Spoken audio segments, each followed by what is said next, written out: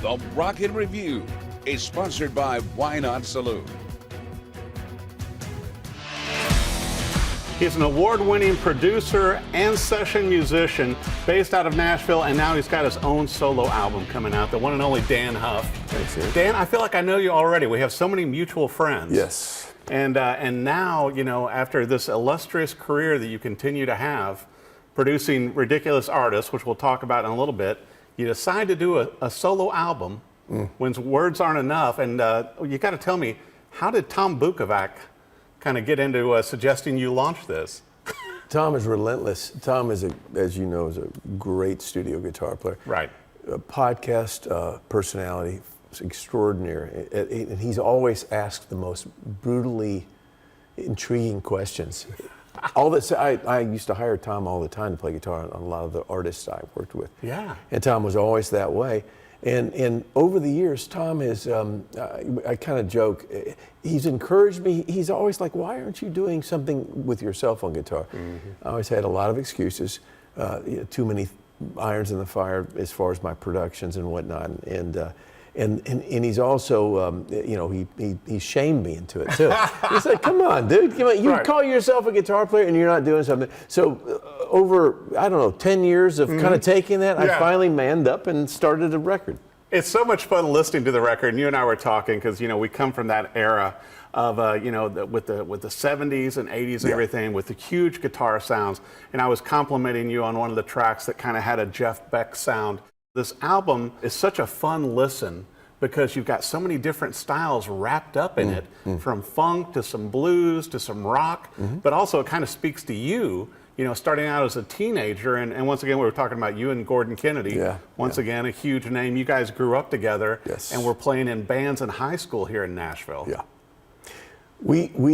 The thing that Gordon and I were gifted was we had a music teacher at a little private school here in Nashville. We didn't have much of a music program at that time, but he basically told us that if we would keep our grades up, we could use our study hall to practice guitar. So what Gordon and I would do every day, we'd have records that there were releases in the mid '70s. So we're carrying on big vinyl, and we would learn all the guitar parts. So. And we would bring in different records. Each of us had different interests. We didn't know we were doing this, but we were just broadening our horizons musically. So this project that we're talking about, I sound like I'm just in promotion mode. I mean, but well, you asked though.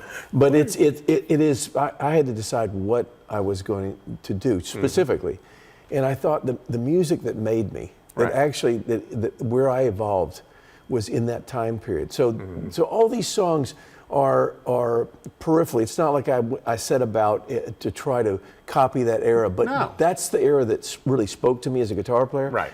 And so everything that I wrote is somewhat connected. I wrote in the credits, this is a love letter to that time, my emerging as a musician. So all of a sudden when I kind of came up with that idea, it was easy. So all these songs that you mentioned, that you hear the Jeff Beck influence, there's obviously a Larry Carlton influence, Steve Lukather influence.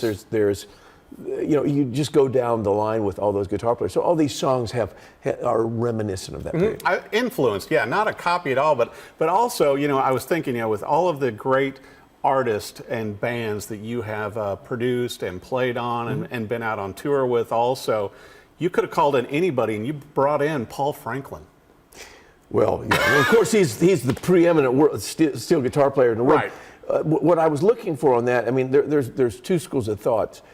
Paul was the one, ironically, and Paul is just, if your listeners, if they don't know, he would be one of the preeminent steel guitar players in the country. Totally. Historically, nobody's the most, but one of the most knowledgeable, one of the most generous people I know.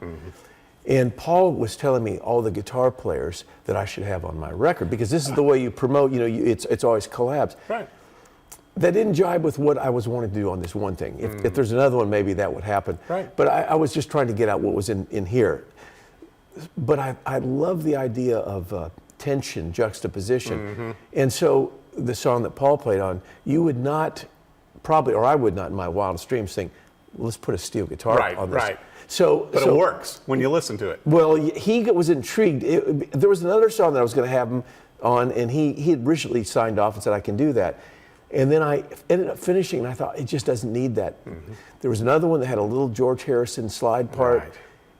So I knew Paul could do that on the lap. And then I thought, this may be the perfect song. And he came in and absolutely slayed it. And it's the solo that he played on that song is such a world-class. All the songs are so much fun, but I got to bring up some history also, because besides, you know, being based out of Nashville and starting as a teenager, playing sessions by the time you were 15, but you were a part of Whiteheart.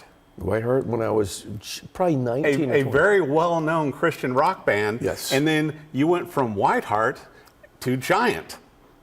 Yes. Kind of a little different musically. Well, yes. One, I started in contemporary Christian music, which in Nashville was thriving. Wonderful people, wonderful message, and the music was really progressive. Right. I wanted to be a session player in Los Angeles, so I abdicated. Gordon Kennedy, they didn't miss a beat. Gordon, he didn't just fill the spot. He elaborated perfectly on it. But I went to Los Angeles and got involved in making pop and rock records. Did it for so many years that I kind of had a wild hair. I wanted to try something else again. Yeah. Then we started that band. Right. So there you go. But it was so interesting to me also, Dan, to where, you know, then you proved yourself on the West Coast, and then everybody in Nashville wanted you to play back here, so you were flying back and forth before you moved back. Yeah, it was just, a lot of those friends had heard the records I played on out there and wanted some of that. Plus, my family lived here, and I love Nashville. Right. And when it came time, the quick story, Giant, we had a couple hits right out. You know, I looked like a French poodle with long hair. You had great hair. I've seen, I remember. I had to work way harder on that than my guitar player. but we had some hits, and I thought maybe this is the end of my studio career. Hopefully, like I could just be a rock star, right? Yeah. Sherry and I moved back to Nashville. We just had our first child, and thought we wanted to be around our families.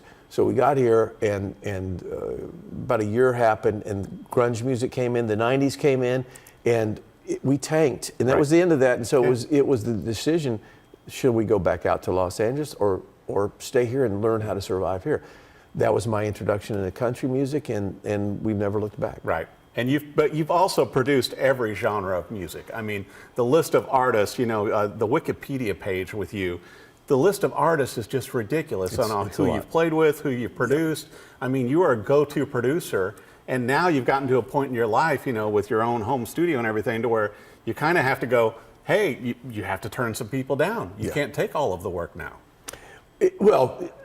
I think I could take the work, but do I want to? Right. I've spent a lot of my life doing it, and it's been lovely, and so I'm not going to ever retire. Yeah, you have to make music, right? But I have other interests, shall we say? That's why this record came out. It's like this is music. I mean, I'm not expecting to sell out arenas with this. This is not, you know, that's not that. But I need that creative side, and so I'll always produce records. I just probably won't do as many. Right. Well, I'll tell you what, I'm so glad that you did this solo album, because I think that a lot of TV shows and film could use this for sync also.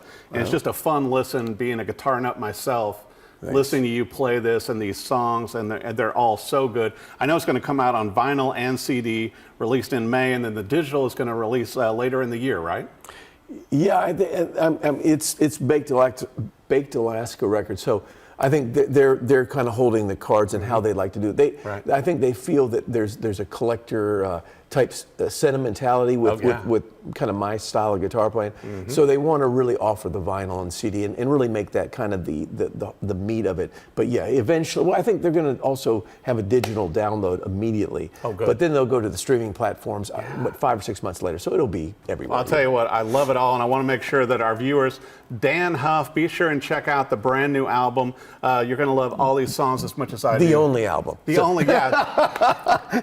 But it's funny though, Dan. Also, your name is on so many other people's albums. Well, you know, and also on ACM Award, CMA Award. I could go on and talk about you more. No. But you know, I think now you got to come up with a second album. That's. See, and then the next thing you know, you're putting Whiteheart and Giant back together. Oh, God. And it's a reunion. See, I think we could flip this. You're much more the guitar aficionado. I could ask you a lot more questions, but you know, but no, yeah. I think it's this is awakened something in me. I knew it was there, but I didn't know how hungry I was, and my fingers feel like my fingers. So good. And also, you dedicated it to your wife. Sherry, we've been together since junior high. Wow. So, and that's where the title came from. As a matter of fact, I wrote a song for her that was that gut string guitar song. Right. She heard it and she liked it, but she heard this other one. And I said, well, you can have that. And she said, can I have both? And I said, no, you get one.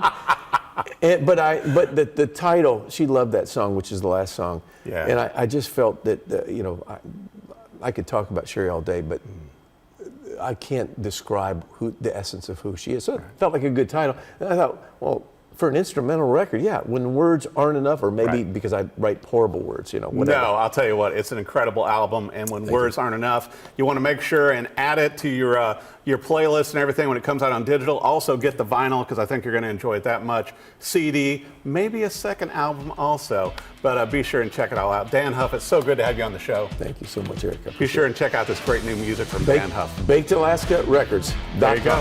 .com.